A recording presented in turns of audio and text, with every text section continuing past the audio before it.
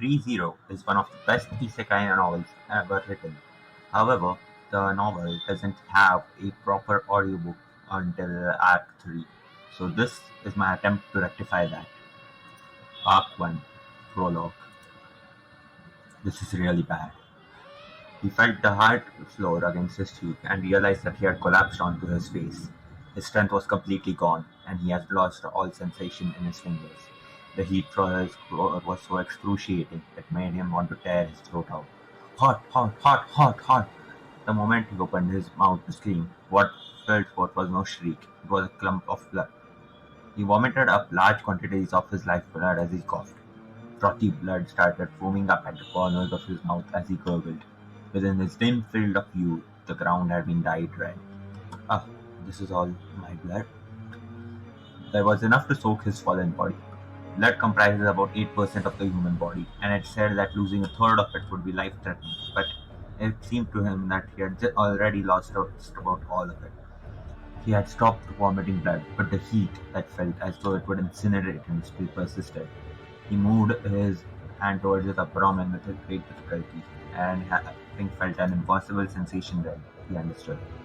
My stomach's been torn open, huh? It was no wonder that he felt so hot.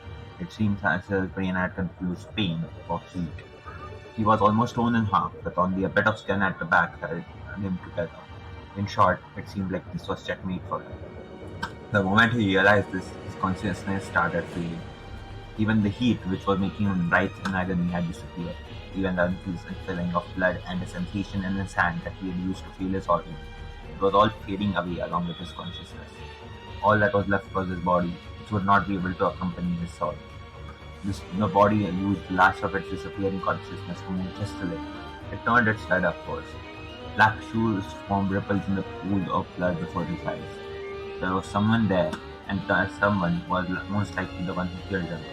Strangely, he didn't feel like looking at their face. This person was the one who took his life, yet he decided to simply remain a spectator to his own demise. He had no clue who they were, but right now he didn't really care about that. He only wished for the girl's safety. Maru, he felt like he heard a voice like the chime of a bell. He was beyond the point where he could even differentiate his senses, so he probably just imagined it. So, despite that, even supposing it wasn't real, he found it extremely comforting. So, a short scream and a carpet of blood welcomed yet another person. She had fallen right next to him, exactly where his arm was. Her fair hand dropped powerlessly and intertwined with his. Probably just a coincidence. He felt her fingers move slightly, as if squeezing his hand. Wait. He forced his disappearing consciousness to return for a moment. The pain and the heat, everything had faded away. It was a meaningless effort, nothing but a loser wasting time. But even so, I will definitely save you.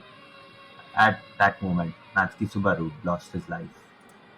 So that was chapter 1, the prologue. I will be continuing to read all the chapters and posting them here on YouTube.